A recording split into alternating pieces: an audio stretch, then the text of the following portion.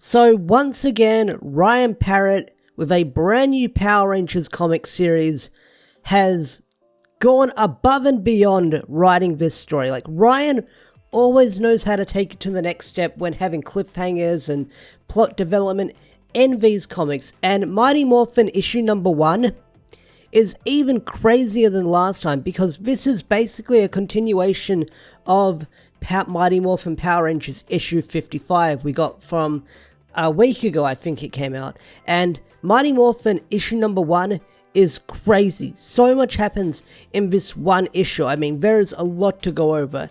And let's just talk about it. Let's just talk about Mighty Morphin issue number 1. So the issue opens up over 10,000 years ago on the planet Arvidus, and you see these Guardians fighting these giant space aliens.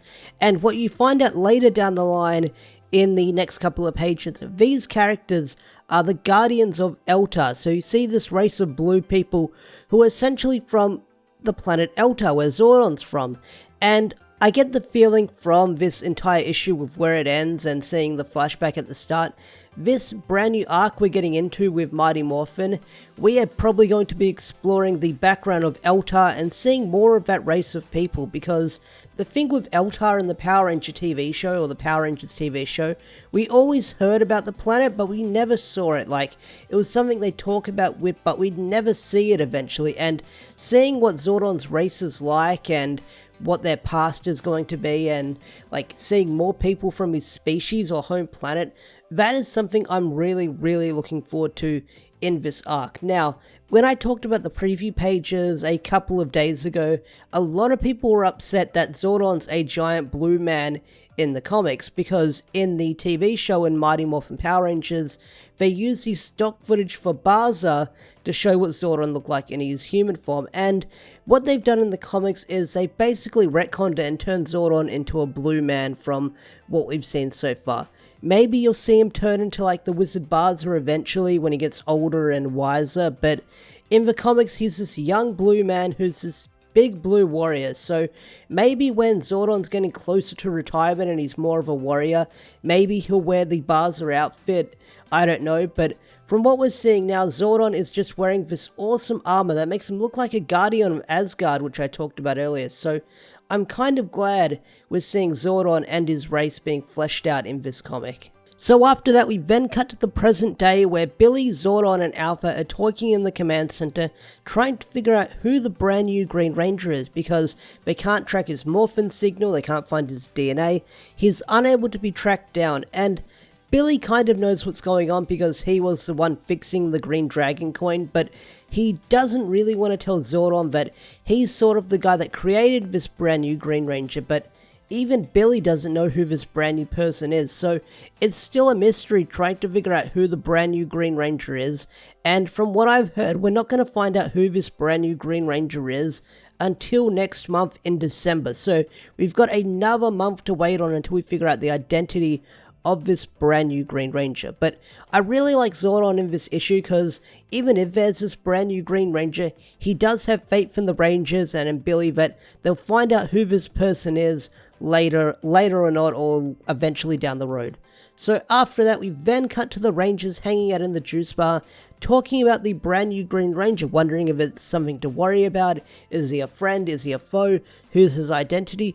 I do like Rocky's theory, thinking it's Ernie, because if you remember old school Power Ranger theories, like one of them was that Ernie was Zordon, so now Rocky's just making the joke that Ernie is the brand new Green Ranger, and he's sort of hoping that it is Ernie later down the line. Like, that's the running gag. So as the Rangers are sitting around the table at the juice bar discussing the brand new Green Ranger, Adam brings up a really interesting point, saying, hey, the cameras were off when this brand new Green Ranger appeared. No one knew where Draken was, or no one knew if he was even in the prison cell or not. And then Billy sort of counteracts, saying, hey, do you think Draken's the kind of guy that would just save our lives and hop back into his cell? It doesn't seem like the guy. And Adam's like, maybe he would, maybe he wouldn't, but we don't know because the cameras were off. So Adam's got this big speculation saying it could be Draken because the cameras were down at the time and no one really knows if Draken would save us or not. So this is where Tommy interjects, saying, hey, you guys need to calm down, and eventually we're going to run into this Green Ranger again. And if he's on our side, maybe he'll join our team, maybe he'll be our ally. If not, oh well, we've got another ranger helping us out, so that's not too bad after all. So Tommy's being very, very optimistic about the situation, that a brand new Green Ranger has appeared, helping them out, whether they're friend or foe. It shows that they're on their side because they were able to take out Lord Zedd, and they just show up to help the Rangers out when they're in trouble. So Tommy is reassured that this guy might be on their side. So after that, we then cut to the bad guys on the moon, and Lord Zedd is out cold because during his battle with the all-new Green Ranger, he absorbed the Chaos Crystal energy, and all the minions like Babu, Finster, Squat, Goldar, they're unsure what to do. Like, should we call Rita? Rita's not a good idea because she might stab him in the heart if they can find it, well, if she could find it, which is a fun little joke Finster made. And Babu's got an idea saying, hey, if he wakes up, he's going to kill us because we technically failed him when we were the Dark Rangers. So how about we try finding that brand new Green Ranger and bring him his head, bring his dead body to Lord Zedd so we don't look like complete failures when he wakes up. So it's cool to see the minions have a plan while Lord Zedd is out, because they know that Lord Zedd's probably going to kill him if they're just standing around doing nothing while he's been out cold this whole time. So at least the minions, they're not completely useless. They've got a plan in mind to take out the Rangers while Lord Zedd's out cold. So after that, we then cut back down to Earth, where we see the Rangers back at school and hanging out in the Juice Bar or the Rec Center, whatever you want to call it, and it all connects in the weird Power Rangers universe. I'm sure it's the same building or same location, I don't know. So we have Rocky, Matt, and Tommy, and they're all interacting, and Rocky and Tommy, they're about to spar, and this is where we have the first interaction between Matt and Tommy. And Tommy comes off as kind of a dick in this situation, where Matt goes to introduce himself to Tommy, he puts his hand out for a nice friendly handshake, and Tommy just looks at him going, yeah, I know who you are, and walks away from him. It's kind of a dick move about that, and it's weird to see Tommy feeling different, feeling like second place because he's meeting Kim's ex-boyfriend. And Matt and Kim, they didn't really, what's the word I'm looking for? They sort of ended on a bad note, but they were sort of friends after that whole thing in Go-Go. So to see Tommy sort of feel weird around Matt is kind of awkward, because I don't know what Kim told Tommy about Matt, just apart from they broke up and stuff like that, roughly around when Shattergrid was starting, or she was still having second thoughts about dating after Matt.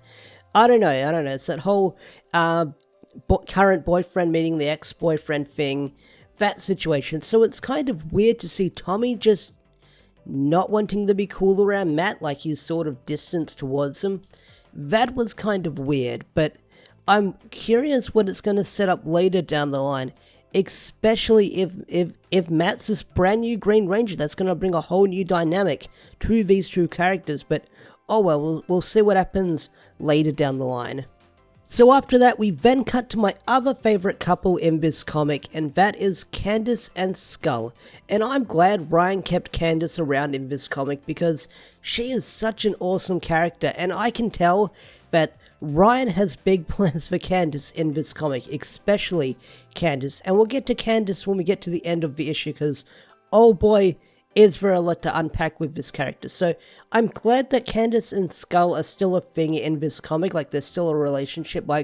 Ryan could have easily made them break up in this issue, or sort of written Candace out of the comic, never to see her again, but she's still around, and that is awesome. And the only person that doesn't really like Candace and Skull, or doesn't like Candace, and that is Bulk. And Bulk is kind of that friend that you've had before, or maybe even yourself, where you're that third wheel in the relationship and you just don't like being that third wheel in the relationship. And he kind of makes this snide comment about Candace, and she kind of walks off in annoyance. And Skull says, hey, you gotta get used to it, because we're all friends now, we're gonna hang together, things are changing and stuff like that. So yeah, it's really interesting to see Skull have a girlfriend, and it sort of makes the Bulk and Skull dynamic really interesting, because Ryan could have just made them the boring old bullies like they were in the TV show, but he's made them very, very deep and interesting characters in this comic. Like, even going back to Go-Go Power Rangers,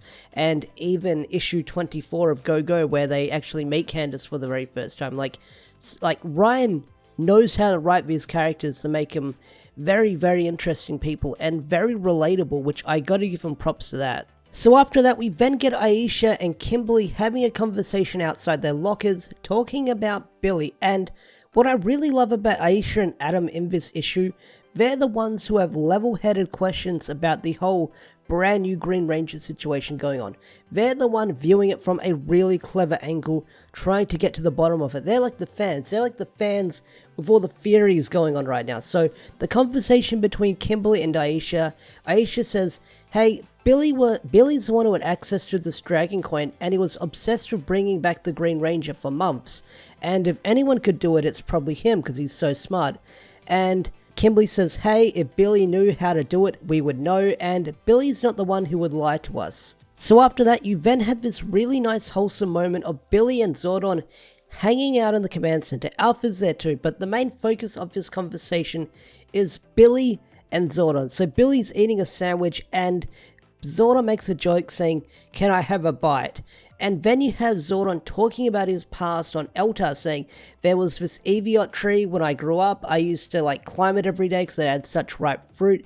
And there's an interesting bit of dialogue that Zordon has saying, the best ones were always at the top of the tree. These trees had needles in them, so getting up there was painful. But I always did it anyway, sitting up there, hands bleeding, staring at the clouds, and just eat and eat. And Billy goes, hey, do you miss your home planet, or do you miss it? And Zordon goes, every day. So I really like this insight of just learning about Zordon's past, and you see him open up to be more of a human character than a floating head in a tube, because in the TV show he'd just be this big exhibition of giving advice to the Rangers and stuff like that, telling them what's going on. But to have a normal conversation going back with Billy, talking about their past and stuff like that, it makes Zordon more human than we think. And I'm hoping as this arc goes on, we're going to learn more about him in the flashbacks and stuff like that. So before you know it, Z putties and a monster invades Angel Grove, and I love this monster's design called Pandemonium. It reminds me of the pandas from World of Warcraft, except this one is just decked out in chains and this giant spikes in its back. It looks freaking amazing. This thing is badass looking.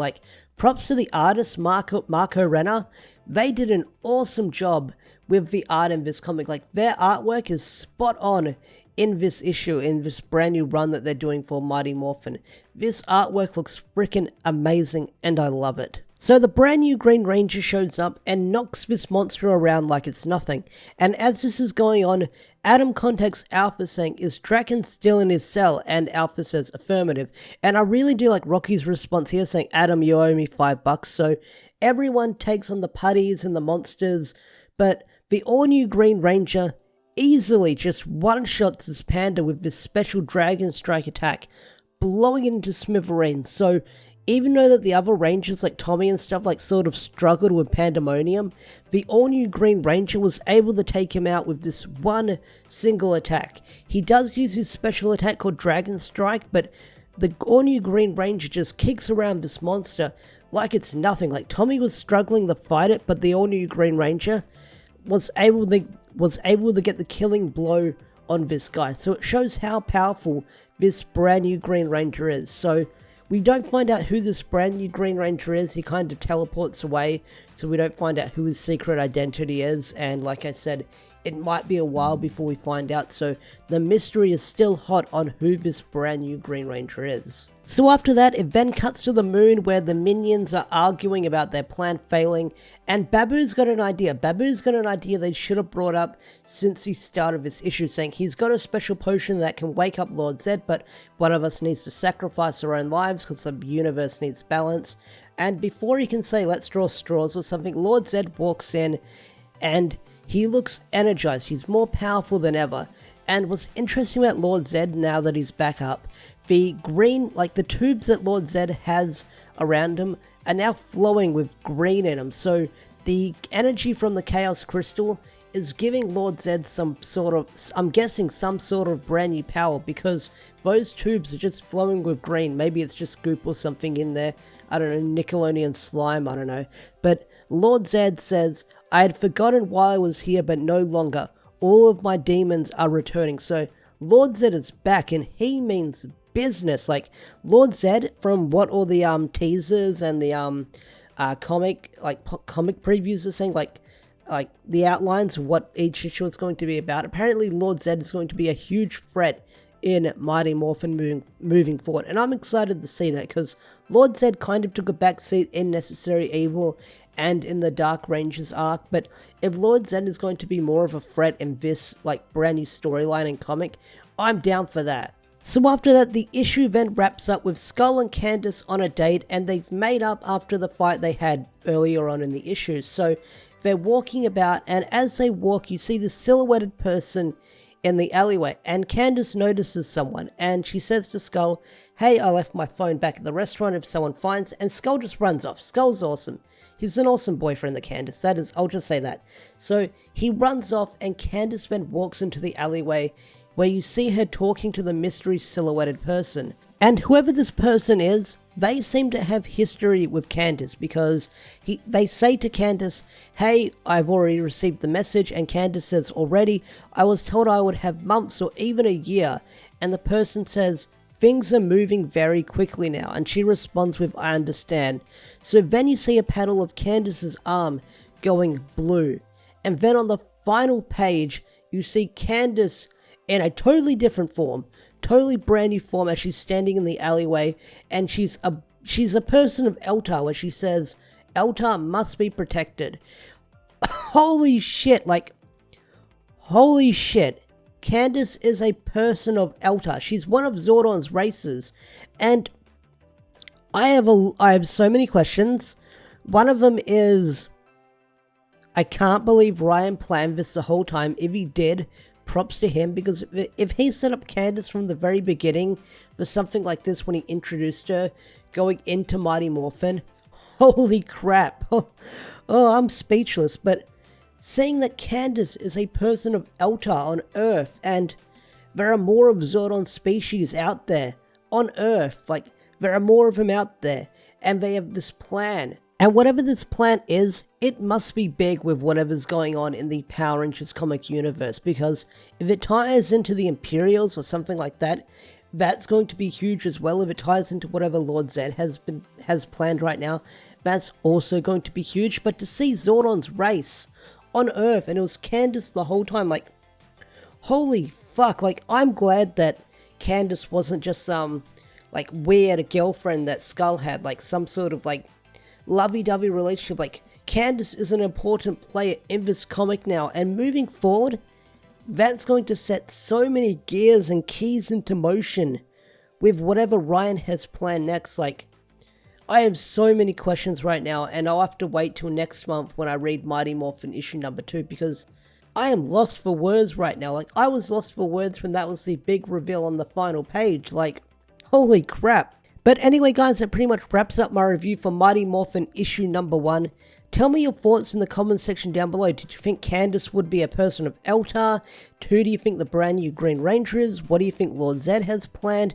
Tell me all your theories in the comments section down below. I'd love to hear your thoughts. I'd love to hear your opinions, because this issue was freaking crazy for a very first issue. But anyway, guys, I think I'm going to wrap up the video here. Remember to like the video, subscribe to the channel if you're new, and don't forget to leave a comment. Anyway, guys, thanks for watching. I'll see you guys next time. Peace out, take care, all that good stuff. Bye! Power.